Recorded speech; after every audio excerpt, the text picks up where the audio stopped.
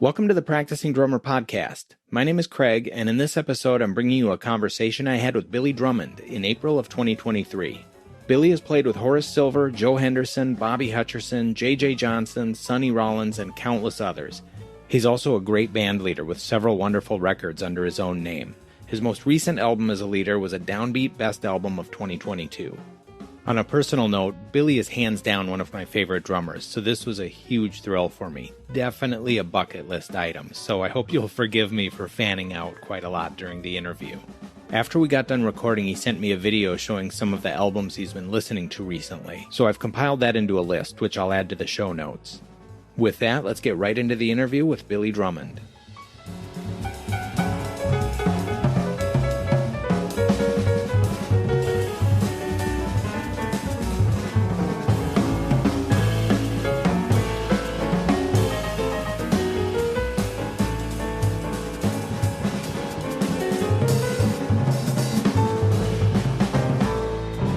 Okay, Billy Drummond, welcome to the podcast. Thank you so much for doing this. My pleasure. Thanks for asking me to be a part of your series here. Yeah, I really appreciate it. You know I'm a big fan. I've met you in New York a couple of times. Yeah, I really appreciate that, man. Thank you so much. Oh, the pleasure is all mine. It was really a dream come true. I think over the last couple of years, I was able to get out to see you 3 times. Twice with Freedom of Ideas, I think the CD release for Valse Sinistre, and then another gig a year or so later. And then I think in between that, I saw you with David Hazeltine at Mesro, and I got to sit in the hot seat right next to your hi-hat stand, which was quite a thrill. Okay, hopefully I wasn't playing too loud. No, it was great. You're definitely one of my favorite players, and I think you know that. I bug you all the time with questions. You're not bugging me, man. It's all good. It's all good. Yeah, so I discovered you kind of late. I was reading, I think it was 2018. I was reading the Monk biography by Robin Kelly. I don't know that book. Oh, man, it's a great one. And I'll put a link in the show notes, too, for you and for all the listeners. It's a wonderful biography.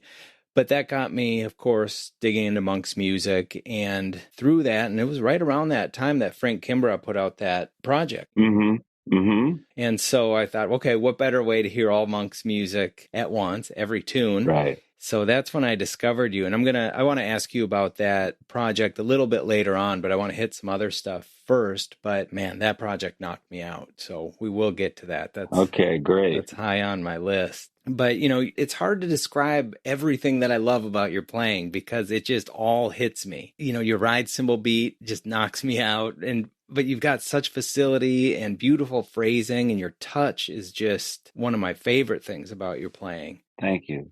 The feeling I get from your playing is you seem to have sort of a bottom-up approach. You really do a lot of accenting with the bass drum, the floor tom. Is that something that was consciously developed, or can you point to any kind of influence, players that might have gotten you there? I've never really thought about that. I've always admired people that I perceive of them playing from the bottom up. Someone like Al Foster, or Idris Muhammad, and all the drummers back, that grew out of the 40s, out of the swing era that grew into what was probably the bebop era. All those guys, even though, it's been said that Kenny Clark wanted to free up the bass drum from playing a steady 4/4 beat and use the bass drum for accents. But I know that when I saw, people like Max Roach and Philly Joe Jones, Art Blakey, even Roy Haynes, they're patting their foot, on the bass drum. They're patting their foot, all 4 beats to the bar.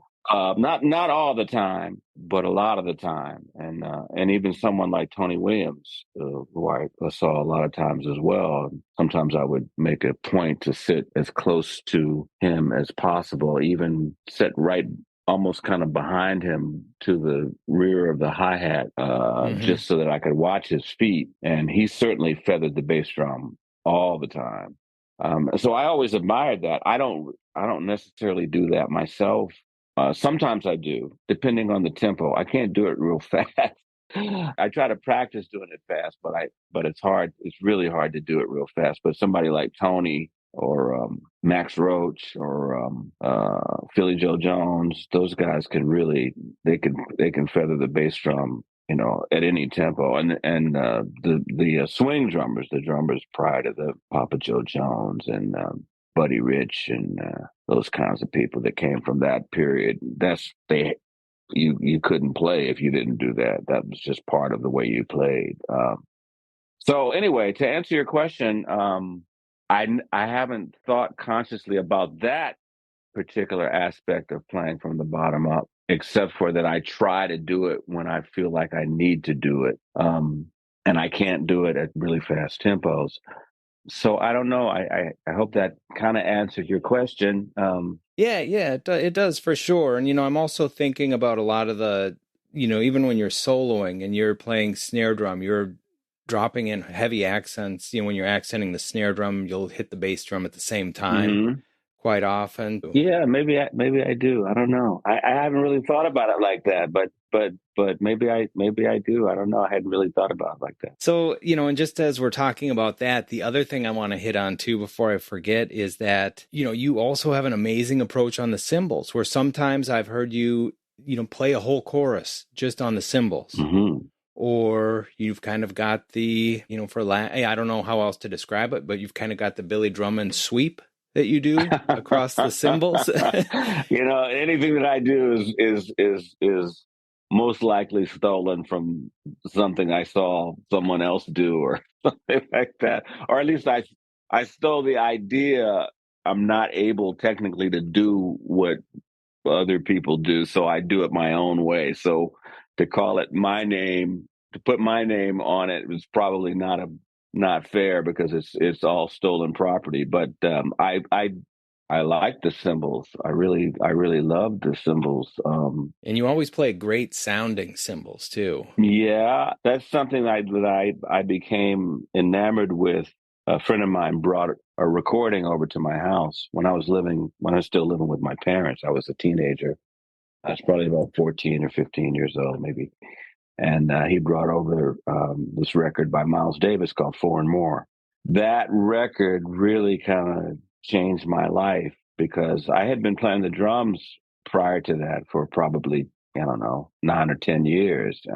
And had been, listening to jazz and played a lot of other kinds of music, and had learned how to read music, and was in the school bands and all that. The whole bit with developing as a drummer as a young person. But I hadn't really, the light bulb hadn't gone off about cymbals until I heard that record. And of course, that record had Tony Williams on it, and on the record he was 17 years old or something like that, and not much older than you were at that time. Exactly. And that's another thing that flabbergasted me, was the fact that here's this guy. Now, this happened probably in 1973 or 4, somewhere around in that particular time period.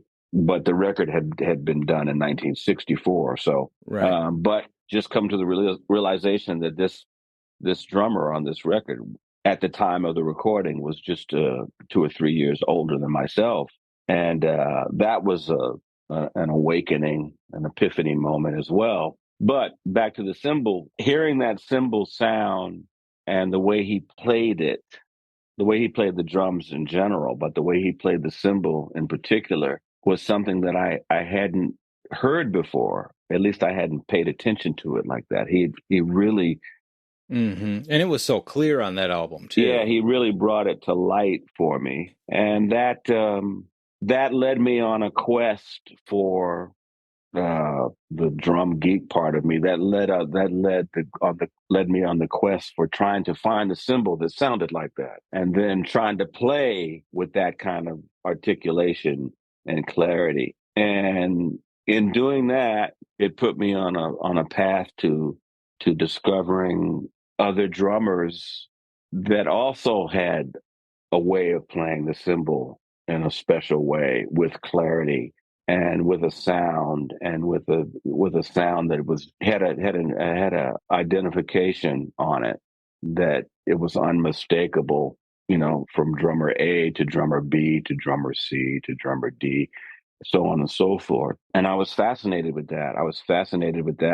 Because such a inanimate type object struck with a wooden stick by a human being could get such a different sound that was personal. And the feel and the way that they played it, the way that they phrased on the cymbal was something that I became enamored with and obsessed with. And so I began to get as many recordings as I could of various drummers and focusing on their sound. And like I said, the immature part of me was it was a harmless thing, but the immature part of me was trying to find a symbol like what I thought I heard on the recording. Sure. So that was a whole big thing. And did that lead you into playing around with sticks too? I know you play with the SD11s, right? I mean, now. Right. I've been playing those sticks for golly, probably close to 30 years now. But they give a pretty unique sound on the cymbal too. They do. They do have a good sound on the cymbal because of the shape of the bead and the weight of the stick and the fact that they're maple. So I kind of, I kind of ended up with that stick, and that stick ended up being the perfect stick for the sound that I wanted to make, that I heard in my head based on the amalgamation of all of the people that I was trying to imitate or emulate. And that was several different drummers over the years. And so what happens is, you have this sound in your head that you're trying to make. And so whatever you need to do to make it, you do it, whether it's something nuanced by the way you touch the instrument, or then the way that you phrase on the cymbal, playing that rhythm that we all play when we play a swing rhythm on the cymbal. Dotted 8/16 or eighth note triplet, broken up, whatever, however you want to see it in a notated way. But that sound and that feel is something that I kind of dissected from different people that spoke to me, that resonated with me. And there was a lot of different people. So did you spend a lot of time with records and the ride cymbal only, playing along with records and trying to copy different feels? And well, yeah, I did. In the beginning, I did. I certainly did. And I still, well, for me, I feel like if I don't have that, if my cymbal, ride cymbal beat, my cymbals, I got to have that. And, if I go for a period of time where I haven't practiced or haven't been playing for a while or something, if I don't have that, I'm very, very upset. The chops and all that stuff, I don't have that anyway. But but I feel like 99% of what I do is centered around keeping time on the cymbal with the music that I'm involved with primarily. So I always try to keep that together as best I can. Sometimes it slips, and then I pay a dear price for it. But I've never heard you slip. No. Believe me, sometimes it's not what I want it to be. So yeah, so it's a thing. And when I was young, I certainly would spend a lot of time just with the cymbal, taking it away from the drum set, and just trying to get it to sound the way I'm hearing it in my head based on the things that I've heard, and then also watching people play that whose cymbal sound that resonate with me, and just watching how they do it. And so, did you have an opportunity to see a lot of guys? A lot of your heroes, or did your parents ever take you up to New York when you were younger? I know you moved there later, but yeah, no, I saw some drummers, not a lot, because where I lived, it wasn't like a hotbed of jazz activity in terms of national acts or international acts coming to that particular area. But my father was a drummer actually prior to my being born, and was a jazz enthusiast and had a really good collection of records and stuff. And so he had a lot of records that had most of the drummers that I still listen to today, Max Roach and Buddy Rich and Philly Joe because he had a lot of Miles records, Art Blakey and the Jazz Messengers, people like that, So I was tuned into them just because of the fact that he was playing those records around the house all the time. So I was tuned into that. But in terms of seeing live drummers, he did take me to see people whenever they came, for the most part. The first drummer that I remember seeing, I think I was about 7 or 8 years old. I saw the Ramsey Lewis Trio. Oh, yeah. And that drummer was a guy named Maurice White.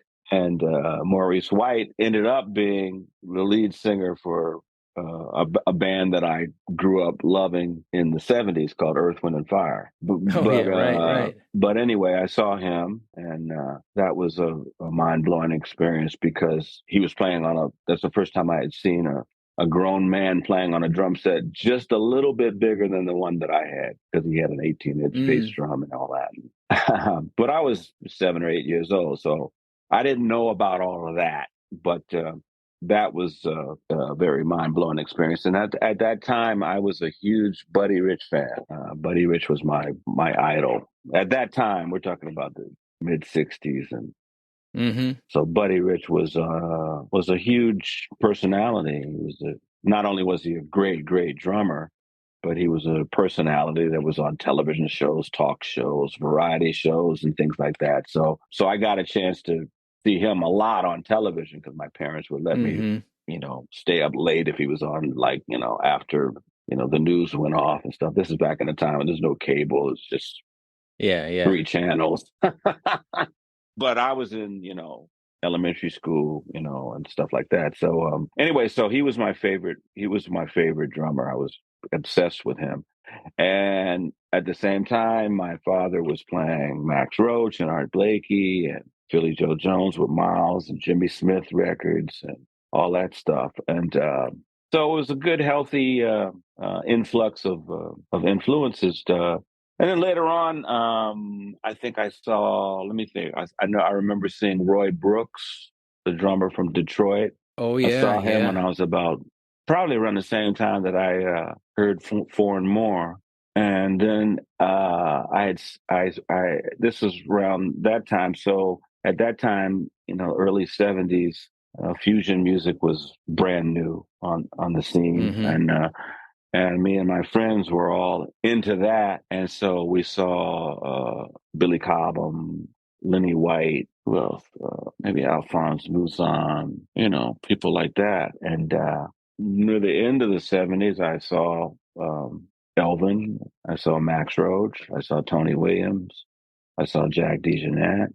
So so all of this stuff, over a period of time, as I was developing as a drummer, I was also developing as a listener. Oh yeah, you were exposed to so much great stuff. Yeah, and it was happening in real time at that particular time. So it was all new and it was all exciting and fresh. And not only that, but the other part of my musical life was happening too. I was very much involved in playing in R&B and soul bands and stuff like that. And that was a wonderful time for that music. Like I said, Earth, Wind, and Fire and Kool and the Gang and Ohio Players and Parliament Funkadelic and all that stuff. I was playing that kind of music a lot too, while the jazz thing was happening and all the jazz stuff that was happening that were on, CTI and Milestone and Strata East and ECM and all this stuff, plus the fusion stuff, plus the old Blue Note stuff. And, it was a great time. It was a really great time because new things were happening. Old things weren't so old. That's right.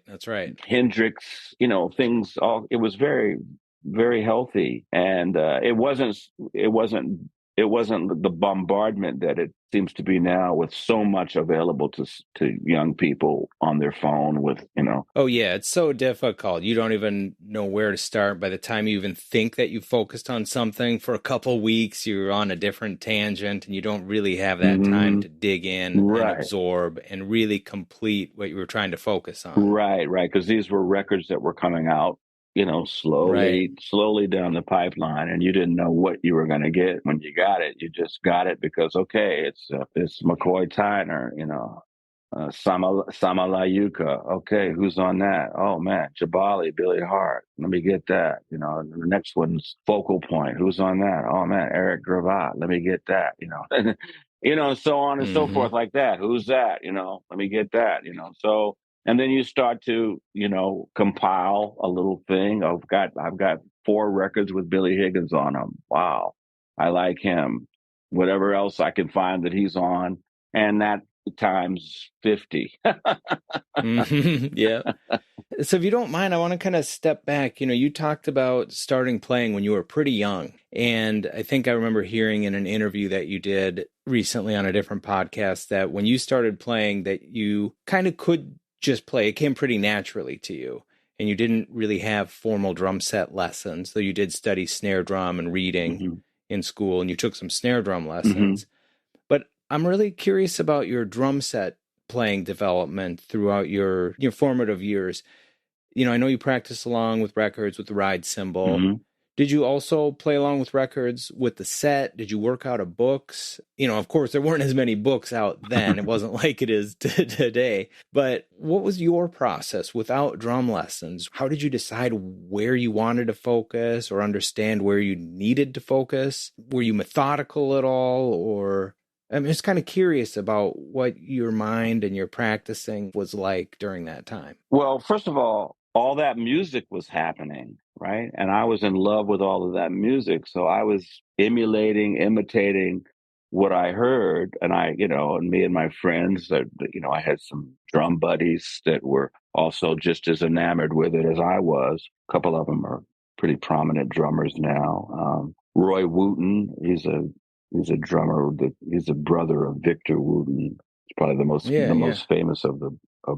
But they Mm-hmm. lived around the corner from me. So me and Roy's the one who brought over the Four and More record to my house. And so we were into the same stuff at the same time. We were into Buddy Rich. We were into Max. We were into Billy Cobham. We were into Lenny White. We were into Tony Williams, Elvin Jones, who you name it. We were into it. And then there was another friend of mine whose name is Howard Curtis, who was a little older than myself, who was another person that turned me on to a lot of music so it was sort of kind of under the radar a little bit. He turned me on to like the recordings on Strata East and the Mm-hmm. Black Jazz label and ECM. Yeah, yeah. Clifford Jordan and Yeah, all that kind of stuff, right? And so, I had that stimulation from my friends because we were all into it. Now, in terms of what I did on the drum set, I didn't take drum set lessons.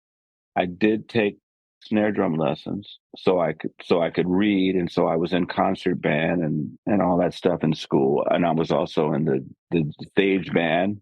This is what they called it back then, the jazz ensemble. And so I could read fairly well because of my snare drum studies. So I was studying out of those books, the books that are still, popular and important today, the Wilcoxon book, the John S. Pratt book, the Podimsky, the Albright, Cerrone. so you were getting into all that stuff and you were kind of going through those books more or less Going through methodically those and snare drum books and those method books and all that stuff, but those were just for snare drum. Those didn't have anything to do with the drum set or jazz or anything like that. I was doing all that on my own, but I was playing a lot. I was playing in a lot of like pop, like soul bands and, mm-hmm. at that time where I grew up, there were a lot of those kinds of bands. And, some of the bands were led by adults, but a lot of the people in the band were teenagers, kids like myself. And so we were playing on, army bases and officers' clubs and and dances and block parties and talent And that's shows. good experience. Yeah, and probably paid a little too, right? So you had a little drum money coming in, record yeah, I was money. living at home with my parents, so it wasn't like I had a huge overhead or anything. But yeah, Yeah, right. yeah, record money. Maybe save up to buy a cymbal or something, or mm-hmm. a new boom stand or something. Something like that. Yeah, right, right. But yeah, so that's what was happening then. So did I read correctly in your bio that you started teaching lessons when you were 14? Right. Yes. Well, the drum teacher still around. His name is Win Winfrey. He was my snare drum Oh, teacher, okay. Yeah.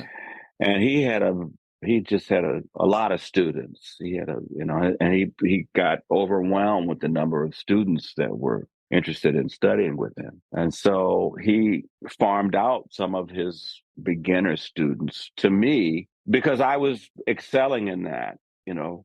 And so he farmed out some of those students to me, and some of them were young people and some of them were actually adults, and, but they wanted to play the drums, but they didn't know how to hold the sticks. They didn't know how to do a roll. They didn't know the rudiments. And I could at least do that. I could at least help them with that. So he would give those students that he couldn't fit into his schedule to me. And so that's how that started.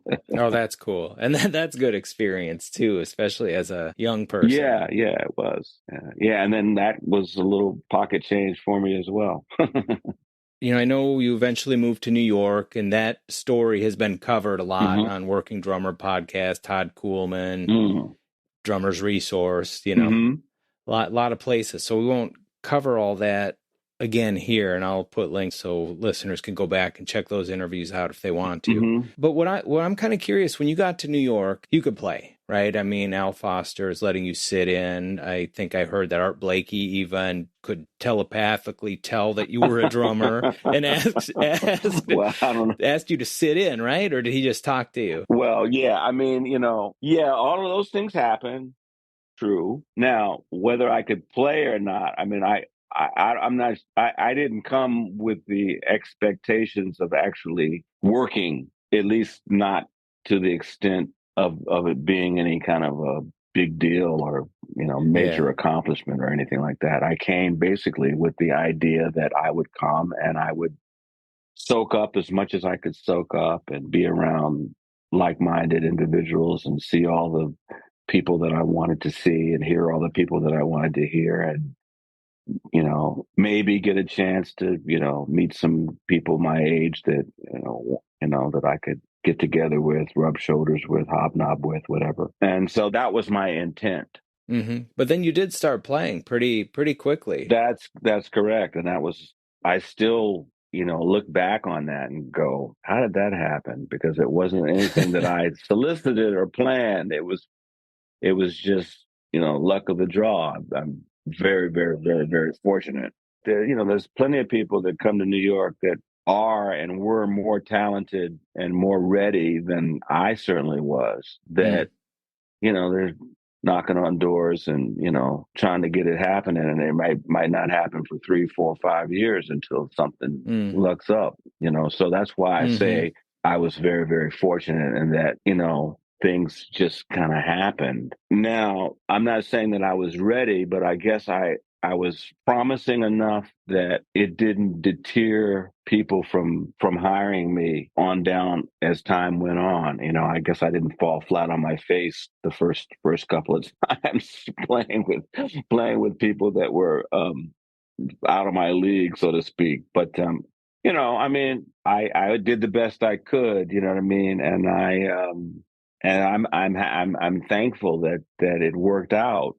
Yeah, it did. Yeah. I'd say it did. Mm-hmm. So when you started playing in New York and, without even the intention of going there to really try to do it, and it just ended up happening, do you remember epiphanies or realizations you had where like, oh man, I need to get such and such together? Well, yeah. I mean, I still feel like that. I mean, I still, am inspired by all the great musicians that are here that I get a chance to be around and hear play and participate with. And yeah, I mean, it is very, very, very stimulating to be amongst that crowd, And so I guess first of all, when you get hired by somebody, you want to do the job well. You don't want to play badly. So that ups your game just by the fact that you're actually playing with whoever hired you, and in some instances it was just with people, in my age group, and even within my age group at that time, there were people in my age group that were already very, very seasoned drummers and other musicians that were very, very seasoned. And I had great admiration for them. And I wanted to get on that level. I wanted to be on that same level with those people, those guys. And so I would see them play. I'd watch them play. And they were all very, very, very, very receptive to me and nice, most of them. And yeah, most drummers are that yeah, way. so they would turn me on to this, or you know, like for example, Kenny Washington, great, great, great, great drummer, and Oh, a yes. longtime friend of mine. I've known him basically since I came to town, and he was already like a veteran. He was a veteran, So he would invite me over to his house, and it wasn't like a drum lessons or anything. It was just listening to records and him telling me Hmm. stuff, talking about this, that, and the other, turning me on. He's got like a encyclopedic mind with the history of jazz drums and music and stuff. So people like that, and all these guys were one of my closest friends was a guy named Tony Reedus, who was also my age group, because all of us were all of us about the same age, give or take a year or two older than me or younger than me and stuff. So he was already on the scene, playing with Woody Shaw and Bobby Hutcherson and all kinds of people, and then you get Carl Allen and Smitty Smith and Payne and Lewis Nash. All these guys are around the same age group as myself, but they had been in New York. Ralph Peterson, they had all been in New York, in Kenny's case, he's from New York, so he was here Right, before right. all of them. But, a lot of them had been here 6, 7, 8, 9 years prior to my arrival. They were playing with Freddie Hubbard and Woody Shaw and Betty Carter and McCoy Tyner and Milt Jackson and Bobby Hutcherson and Joe Henderson, and the list goes on and on and on. And at that time, the other great thing was that those people that I just named were active and on the scene and hiring younger people. So you could get a chance to play with somebody who was way, way, way, way, way better than you are. Way, way, Well, way, yeah, way. and the number of clubs back then. Yeah, the clubs were happening and stuff, and so word would get around. Oh man, I can't make it, but I know a guy, a friend of mine. He could make it, and so and then you get the call because your buddy can't do it because he's already playing with he's on the road with somebody else. So that was a real big plus because of the time that was happening. So speaking of playing with elders, do you remember any of those times playing with folks that you maybe got some tough love on the bandstand or after a gig that kind of switched things for you or made you rethink something about your approach? Most of the time people didn't say too much to you. It was more me, more Mm. myself realizing that, man, you weren't doing it, you weren't cutting it, you weren't cutting it. So did those kind of realizations lead you to hit the shed or listen more, or how did you deal with? Yeah, I mean, all of the above. I mean, sometimes it was just an attitude adjustment, sometimes it would just be Mm. like, you've got to get out of yourself. I guess the way to say it would, come in with no agenda. Let the music dictate how you should play, because that agenda might not work that night or for that particular situation or what have you. Yeah, so that goes under the guise of being mature and being a professional. And so you mature, you grow the older you get, the more experiences that you have, especially playing with people of a stature, that we're talking about. And a lot of the younger players and a lot of the students of yours, aren't getting that kind of experience anymore. Well, not like that, and not with those kinds of people. Hopefully, they'll be able to play with people that are older than them, that have way more experience than they do, and that they respect enough to approach the situation like I just said. I mean, you don't want to disappoint Horace Silver. You don't want to disappoint Sonny Rollins. You don't want to disappoint Andrew Hill. You don't want to disappoint Joe Henderson. You know what I mean? You don't want to, you don't, I guess you worship them in a lot of ways. I mean, because prior to my coming to New York,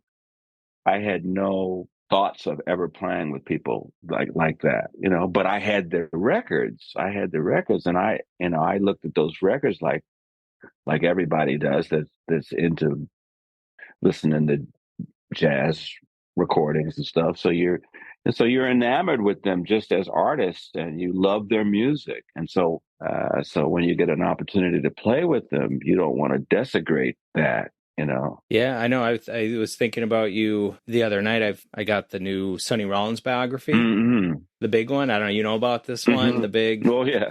and that video that's on YouTube, the trading that you guys do on that concert in '94. That's the most courses of trading I think I've ever heard. Yeah, well, he kept going, and I was hanging on by the seat of my pants, just trying to keep going with him. Was that common night after night with Yeah, him, he or like was he it liked to he likes to he's kind of a drummer on the saxophone. He's, you know, rhythmically, he's very unpredictable rhythmically, and he doesn't play the way a lot of people play patterns and they're running, you know, which can be great too, right? you know. Yeah. But he breaks it up, and he plays off the beat, on the beat. He plays asymmetrical. He plays against the time, with the time, behind the time, ahead of the time, all kinds of rhythms. And he likes to get into that sort of dialogue with the drums, because that's the way he's playing, very rhythmically. And so he's feeding you, and he's expecting you to give him back something to play off of. And so it becomes quite a beautiful conversation. I mean, it's very intimidating too, because, you know, he's looking right at you, and you know, when you're realizing this is not your buddy, you know, that you play with all the time. This is Sonny Rollins. So it can be a little intimidating, but you know, when you're in the throes of it, you just have to get into it. You just have to get with it, and No agenda, open mind. no agenda, yeah, and just, you know, and that and then it becomes very improvisatory, because, you know, if you try to just do all the things that you practiced or something, you know, you'd run out, you Yeah. know, after about a couple of choruses, you'd run out. so so you have to dig deep within, and try to come up with something different. And he, from what he plays you, gives you something different to think about. And so you Mm-hmm. react based on what he does. So it becomes very uplifting, you know. And then you look back on it and go, wow, did I do that? You know So what I there's mean? proof on YouTube. Yeah, yeah, exactly. There's one other thing I want to ask you about, and then I want to get back to the Monk project with Frank Kimbrough. Okay. But you know, you play with so many people. You've done hundreds of recording sessions. You gig all the time. I know you're a great reader. I've seen you read on gigs. I've seen you not read on gigs. But you also play a lot of complicated music. Carla Bley, you used her tune Valse Sinistre on your album. Hmm. Very uncommon form. I think it even follows that 39 bar form. And then Micah Thomas's tune on your record too, Never Hmm. Ends, right? That you sent me the chart to, or the sheet music to. Thanks again for No that. But problem. that's a tough tune too. I mean, it's easy to hear, Hmm. right? But then you look at it on the paper and you're seeing 4/4, 6/4, 5/4, Hmm. right? Hmm. So how do you approach learning new music that is complicated if you have just a short time to learn it before a tour or a gig or a recording session? Like, are you reading? Are you trying to listen and internalize? What's your approach? Because you always seem to show up prepared. Well, I mean, I can read. I can read music. I'm not, you know, a sight reader or anything like that. There's some people that really do that well, but I can read. And if there's something that Well, it depends on situation by situation. A lot of record dates that I do are very low budget record dates, and so a lot of the times there's no rehearsal.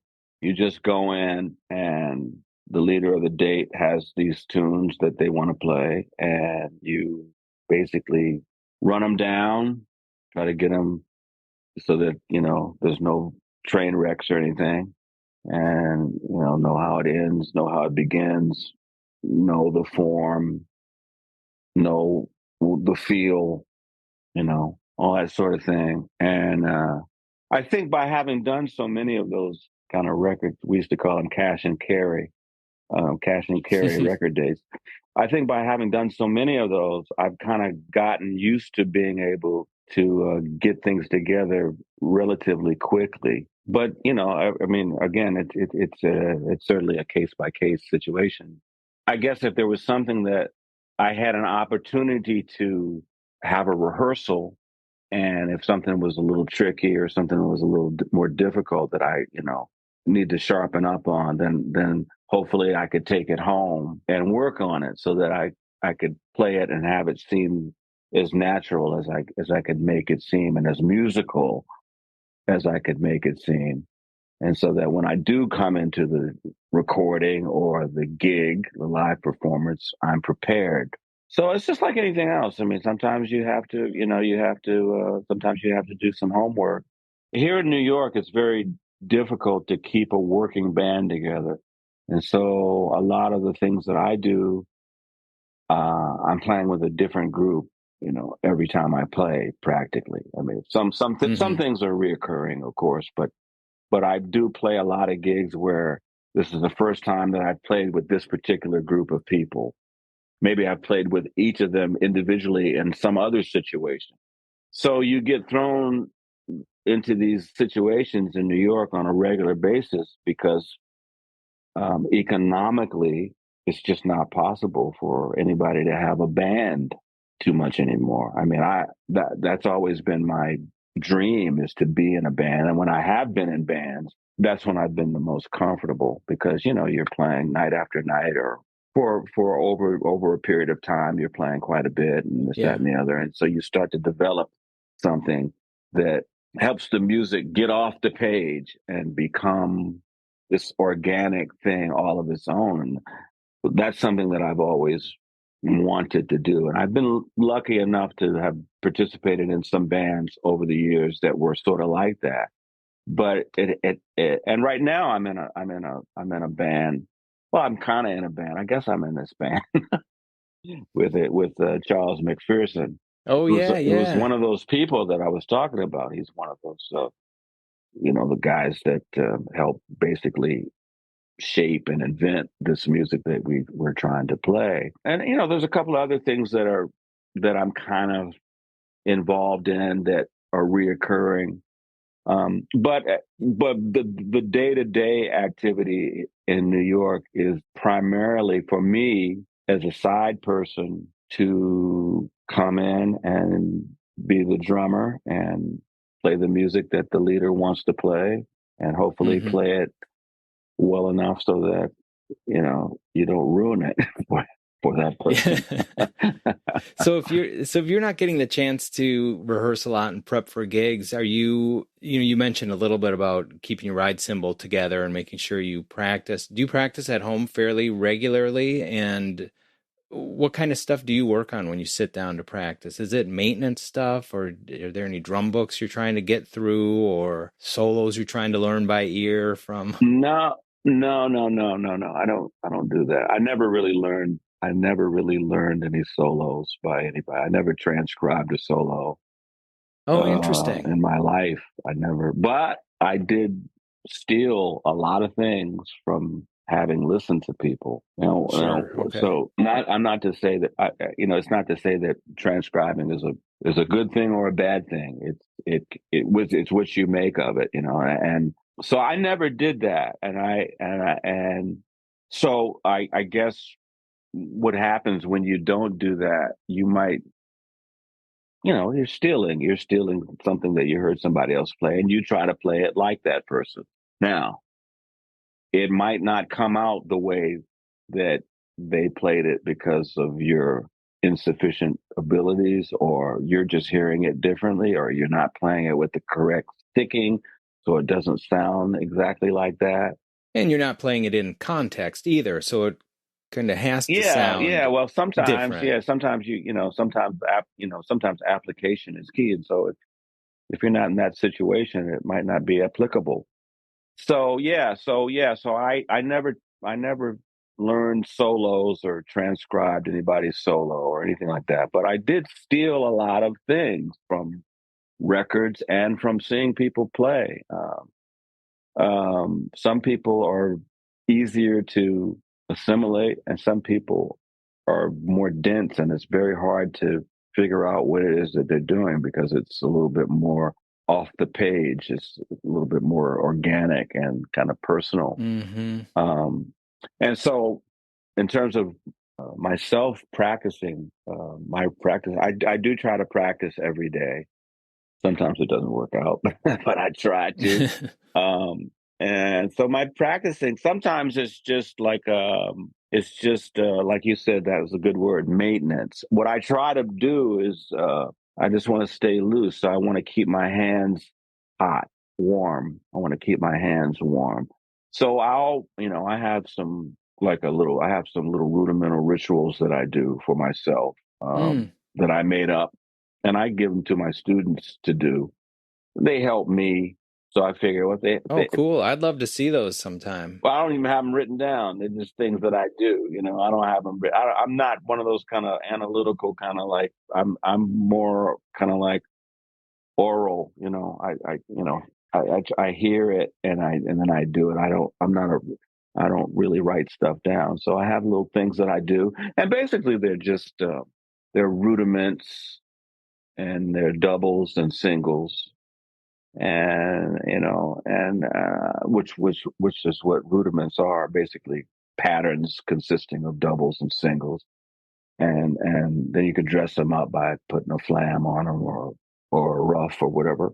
But so I do that. I can do that kind of mindlessly while I'm watching TV or having a conversation with somebody or anything like that, because I've done it so much. So And you do a lot of work on the pad at home then? oh yeah, Sounds like yeah. practice pad. Yeah. There's my pad, there's my stick. Oh, nice. What So practice pad do you like right now? I don't even know what kind this is. It says Colado on it. Okay. I think this is from well, when I was in school, in my dorm room, you couldn't play the drums in the Mm-hmm. dormitory. So I had a practice pad drum set. Oh, yeah. Okay. Yeah. I don't know Yeah. if they still make them. I still have. I think the frame of it is in my closet in here. This is one of the practice pads from the practice pad drum. It had a snare drum, it had a tom tom. Yeah. It Yeah. might even had two tom toms, the floor tom. Just the same pad and a bass drum. You could put your foot pedal on the. It was on like a metal frame, and it had a little cymbal stand connected to it and everything like that. So that's what this is from. And then I have some other pads upstairs in some other rooms. I don't know what the name. They're old, man. These are old. These are real. This is from like the 70s. This is old, man, and the other ones are old too. So I don't have any new ones. And then I just have some. I guess it would be this, just the rubber. I have Oh, I okay. have some rubber.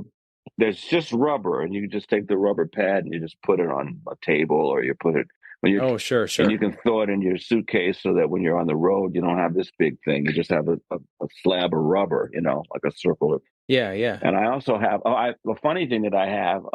I used to get this company to clean my gutters on my house, and one time they left these pads. I don't have one down here, but I guess they use them to.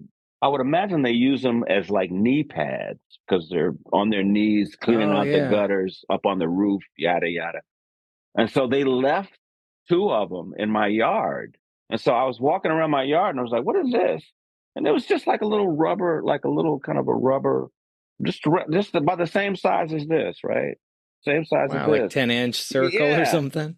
and it's lighter than it's light. It's not. all the way rubber. It's a little bit lighter than rubber. Mm. And it's great. It's great. And it says, I'm not going to say the name because if they hear this, like, you, but it just says the company gutter service, and that's what it.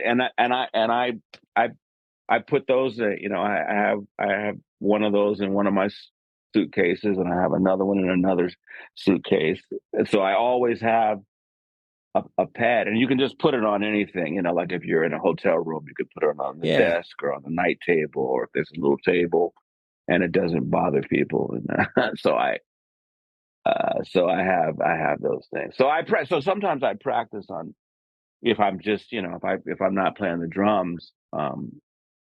But I always I have a set of drums set up. Here's Hmm. there's my drum set. Oh And yeah, yellow yeah, grudge. and so Beautiful. this is I have a drum set up all the time, so I can come down here anytime I feel like it and play the drums. Sometimes it's for 10 minutes, sometimes it's a half an hour, sometimes it's an hour, sometimes it's they're compelling because I see them and I know they're gonna get me. They're gonna let me know if I don't pay attention to them. So, it's great to have them there because they're compelling, and I love them, and I want to play them, so I play them for a little bit, and then I can go and do something else or whatever, Yeah, that's great. So yeah, so that's how I do it. And sometimes I play along the records. I make, I guess they used to call them back in the day. They used to call them mixtapes. So I have mixed CDs. That's just like stuff that I want to play along to. Sometimes they're focused. Sometimes it's like, okay, this is all stuff that's up tempo. This is Mm. all stuff that's like brushes. This is all odd forms. This is all even eighths type things. And some of them Hmm. are just a mixture of different things. Sometimes it's a mixture of different drummers that I like. And so, on one track it's this person, and another track is this person, another track is this person. So you just try to get into that zone because this person's playing with McCoy, and this person's playing with Cedar, and this person's playing with Chick, and this person's playing with Joe Henderson, and then so it kind of gets you in the zone of all these different musical situations that you may have to deal with, you know what I mean, in your Hmm. working life, and so I try to get my students to do this. Of course, they don't have CD players; they don't know nothing about that. But I say, look, you got this phone, make playlists, and put your earphones in and play along to these things that you want to be able to do. If you can't play up tempo, if you can't play slow tempos, if you can't play ballads, if you can't play brushes in three, if you can't play this, that, blah, blah, blah, blah, blah. There's a myriad of things that need to be addressed. And so most of the time they don't do it, but I tell them to do it anyway. But the ones that do, it's a good way to get out of the books. Yeah, well, yeah. See, and that's for me. I never worked out of any books, not a drum set, Hmm. so I don't even know any book. I mean, I have some books because people send me stuff, and I have the Chapin book, and I have John Riley's book, and I have Sure. some other books, and like Alan Dawson, but I could never really get myself together to. Maybe if somebody set me down and said, okay, here's what we're going to do, page one, work on page one. Okay, we come Yeah. back, but I never took lessons like that. So I never experienced that sort of formality in learning how to play Hmm. the drums. So, I mean, not to say that that's a bad thing. So when I do teach, and I teach quite a bit, I can't come at it from any other place but from the place that I am honest about. I would be a charlatan if I was working with a student out of the Jim Chapin book because I never did that. I don't know what all of that is. I mean, I know what it is, but I probably got to a lot of that in a more organic way. which is, could be good or could be bad. I guess I kind of want to switch gears right now and talk about that Monk project. hmm I love your work with piano trios. I already mentioned David Hazeltine hmm and Steve Kuhn hmm and Frank Kimbrough. So you all embarked on a daunting project, to say the least, hmm record every one of Monk's tunes. hmm Can you tell me a little bit about your association with Frank and how that group came together? And did you all play a lot before going into the studio to do all that recording? Did you rehearse a bunch? What was that association like leading up to getting into the studio to do that? And then talk a little bit about that time in the studio, because it's my understanding you guys did all that in just a couple of days. Well, we did it in, I think it might have been like 3 different 2-day sessions, Okay, okay. something like that. Still impressive. I mean, I think we did like maybe 10 tunes a day. So if there's 70 Okay. tunes, we're talking about maybe 6 days, but broken up, like, go in and do Monday and Tuesday, and then come back and do Friday and Saturday, come back and do Mm-hmm. Monday and Tuesday, and then you're done. Okay, yeah. Yeah, that's what that was. And so that all happened because Frank was approached by a club that's no longer in existence called the Jazz Standard. Well, Oh yeah, below the barbecue place there. it was part Yeah, of yeah. part of a place called Blue Smoke, and it was I think it was the Monk's centennial birth year. And so they were doing a series of nights where it was different artists presenting Monk's music in whatever way, shape, configuration that they wanted to. And Frank was asked to do a night.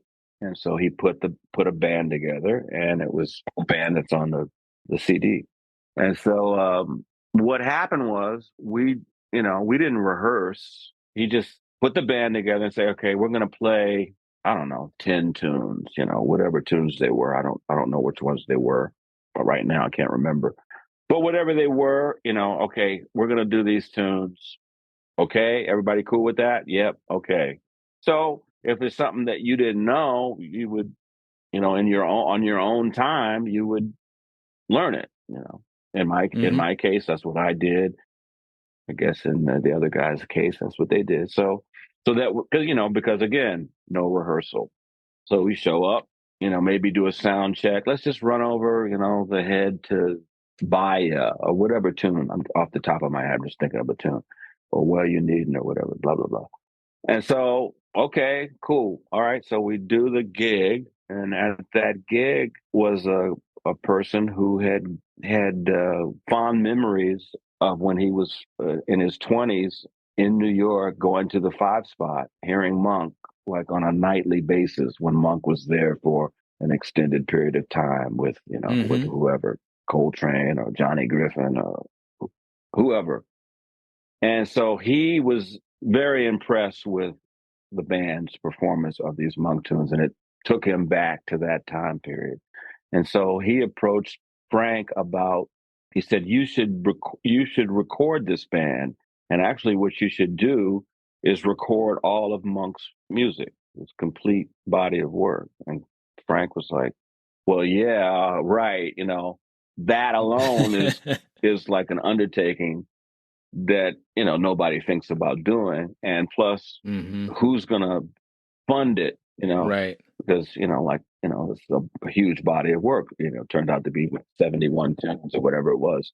And so the guy said, well, I'll do it, I'll fund it, I'll get somebody else to help me, and people to back it, and I want you to do it, and I want you to do it with this band. So Mm. Frank was like, really? Because that's, whatever the cost of that would be. And plus, what are we going to do with it? Who's going to put it out? And Mm-hmm. this guy was just like, no, let's just do it. We'll cross that bridge when we get to it. So it was decided that we were going to do it. And so again, no rehearsal, just like, okay, the first 2 days we're going to play these 20 tunes. But we knew that we were going to play all of them. So we had plenty of time to, individually become Yeah, do familiar. your Yeah, homework. become Yeah. familiar with the tunes and all that stuff. For me, it wasn't such a big deal because basically Monk's tunes are not fast and they're always swinging, and you just have to know the phrasing. You have to know how to play play in between the phrasing so that you can set up the phrases. And Monk's music is very, very, very wonderful from a drummer's point of view because there's so many rhythmic things in there to get up under and to play within and to leave space and to put in your own personal ways of complementing those figures and phrases, and they naturally swing. They have great chord changes, and so but like Scott and Frank, had to deal, and Rufus too had to deal with well, especially Scott having to deal with the melodies, and Frank as well, the Mm-hmm. changes and all that, blowing over those changes and all that kind of stuff. Because Monk's music is, you know, is like the University of Harmony in a lot of ways, and that's why Coltrane and Sonny Rollins basically went to the University of Thelonious Monk to get their harmony together. So anyway, so that's how it happened. We went in, and like I said, we did. I think we did like on average 10 songs a day. In an 8 hour or 6 hour recording session. Yeah, what an achievement. It's so cool to listen to hear the same group get through all of those tunes. It's it's a rare experience, right? To hear one group Yeah. in a short span of time record all that material. It's just wonderful. I go back to that so often, and your approach on all of the tunes is so creative, Yeah. and it's just wonderful. It's one of my all-time favorite Oh things. man, well, thank you. I'm glad because not too many people even know about it. When it came out, I think it got a little bit of, sunlight on it because it was something that was a little bit unusual. But at the same time, this was at the time when CDs were not as they are like now that, people don't buy CDs. So to put out a, Yeah. to put out a 6 CD box set of all of Monk's music played by people that basically didn't really have anything to do with Monk. I mean, if it was Ben Riley and Charlie, like Sphere did that 30, Yeah, 40 sure, years sure. ago, but Rouse and Ben were part of Monk's band. So there was some significance to that happening. Mm-hmm. And at that time, people bought records.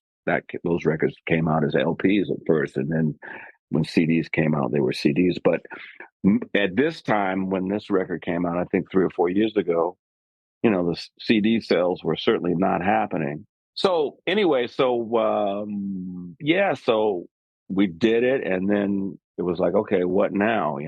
Is this thing just going to be a labor of love, and for this person that funded it to have to listen to in his own at his own leisure, and maybe give us tapes of it or whatever, burned CDs of it, but it ended up being picked up by a label, and so it ended up getting out there. I'd encourage everybody to go check it out. It's on Bandcamp, so please buy it if you can. Yeah, Otherwise, it's on Spotify too. So yeah, it's easy to find. So hmm yeah, thanks so much for hmm talking about that. I can't tell you. I love that so much. And Oh, it was really my way into you becoming like my guy. So it's extra meaningful to me. So that's very great. cool. That's great. Well, I'm glad that we did it because of course, Frank's not here anymore, and it Right, was it right. was one of the last things that he did, and the record did get really positive reviews, Mm-hmm. and like we didn't really. Frank's idea was not to change it from what it initially was. He didn't want to mess with it too much. He wanted to play the tunes the way they were written. Mm-hmm. Not trying to make them into 5/4 or 7/4, Yeah, yeah, or yeah. turn them into a samba or whatever like that, which is fine too. I mean, that's cool too. He just wanted to play them. He didn't want to mess with Monk's music. And so we just Mm-hmm. played them as true to form as possible. You know what I mean? And I'm glad that it happened, and Frank got a chance to see the response from people. And we ended up, I think we ended up doing maybe just a couple of gigs after the thing came out. We might have done. I know we went to the Azores and Portugal with that band and Oh, did cool. that music. After that, of course, the pandemic happened, so we weren't able to really capitalize on perhaps making that a band that could actually tour behind the project, which would have been really nice Mm-hmm. to have done.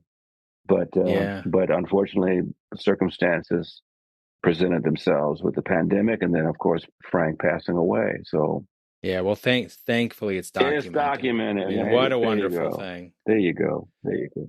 So I do want to respect your time, and I don't want to go on for too long here. So, I've kind of came into this thinking I was going to ask you a lot about practicing, and we are going to kind of get nerdy about rudiments and stuff like that. But really, kind of what I took away from this is really about diving into the music. Mm-hmm. And, I do know you love Glass Bead Games as an album.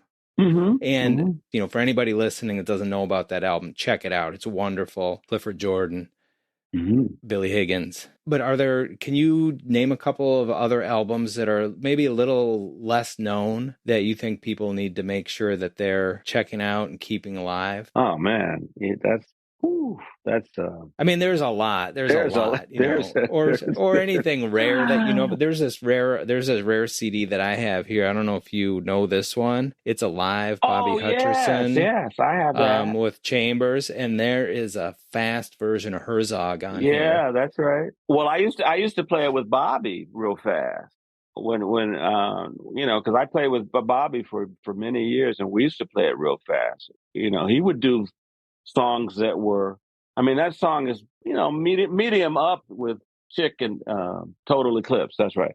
Hmm. But and then that version is great too. But that's it's not like Yeah, it's not out of this world, but yeah. it's But quicker than on the record. Bobby used to play it.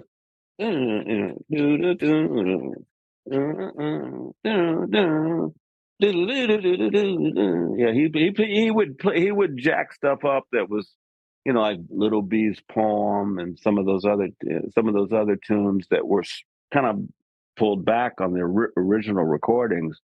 Live, he would pump them up a bit, quite a bit.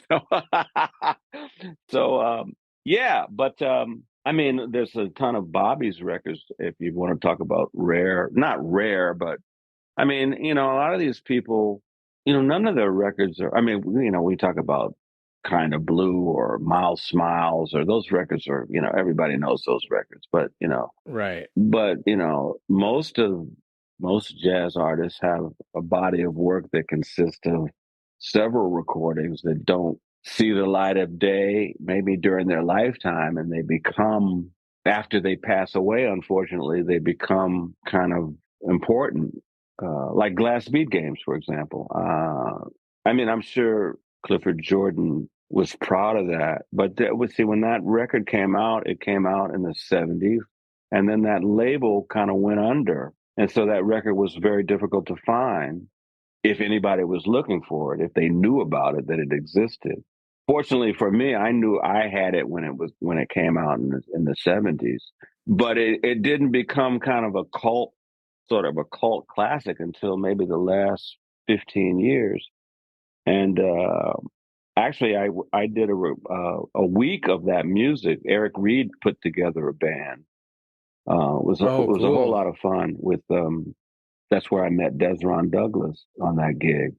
And Seamus Blake, I think, was the saxophone player. And we did all the music from Glass Bead Games. Oh, wow. So that was in the city? This was at Dizzy's. This is some years ago. This is probably like 15 years ago.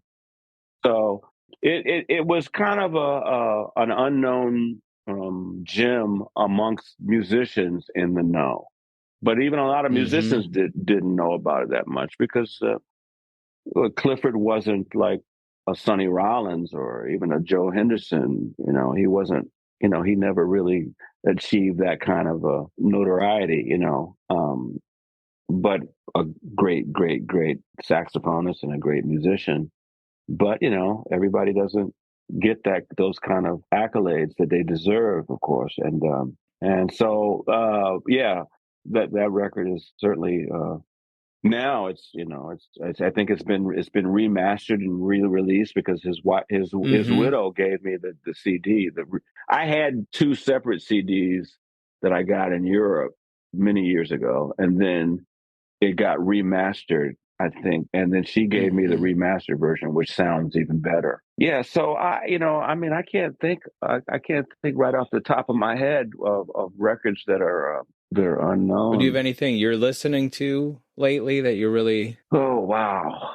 I mean, or new stuff you're I, checking I'd out? have to, I'd have to walk around here and look and see see, see what I've pulled out that I find myself listening to the same stuff that I've listened to my whole life because it's like the gift that keeps on giving.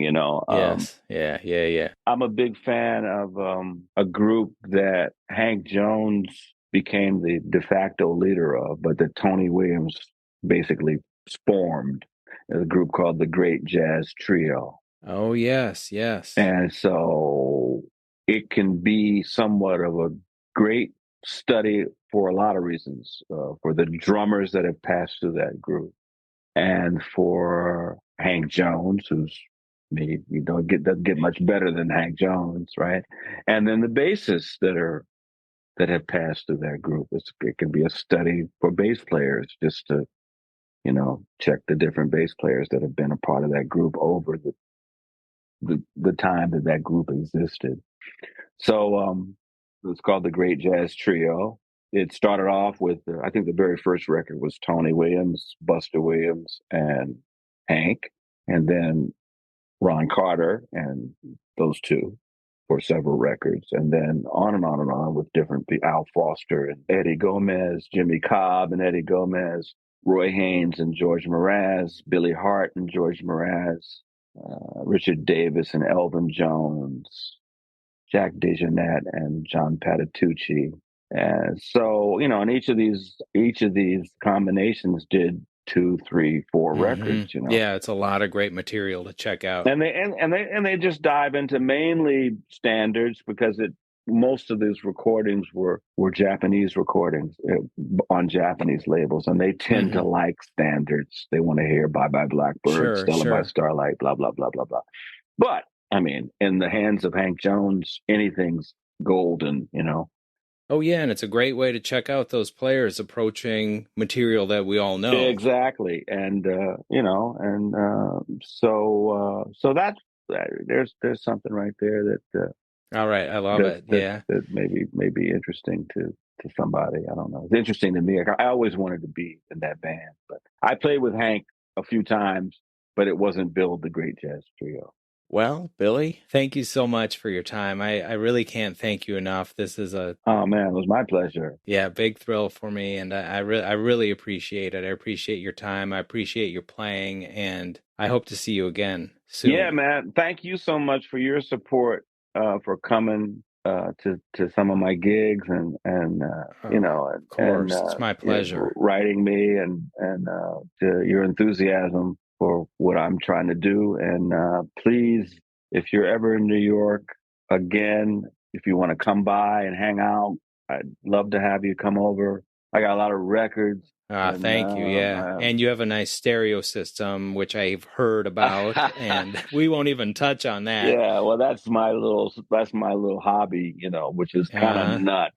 But anyway, Yeah. Well, it's better than sports cars and boats, yeah, right? well, I mean, yeah, I guess so. I think as long as you're not hurting anybody and not hurting yourself, and it's enjoyable to you during this lifetime, there's many things that can bring you down. So having a couple of things that bring you up is a good thing. So That's right. that's my little slice of happiness that I go to.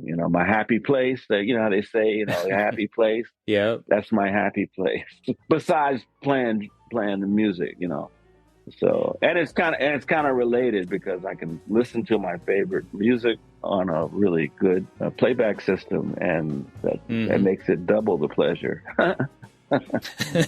All right. Well, let's leave it there. I know people can find you at billydrummonddrums.com. Mm-hmm. You got all your gigs there and all your info, and I'll put links to everything in the show notes, and we'll leave it at that. Thank you again so much. I really appreciate it. My pleasure, man. All the best to you, man. And let me know when this is available to see. Hopefully I didn't put my foot in my mouth on anything. So. No, absolutely. I will let you know. Thank you again. Okay, man. Ciao, ciao. All right. Bye-bye. All right. Bye, Billy. Thanks for listening. If you like the show, please subscribe on your platform of choice and share it with a friend. You can find the podcast at practicingdrummer.com or on Facebook and Instagram as Practicing Drummer. Until next time, happy practicing.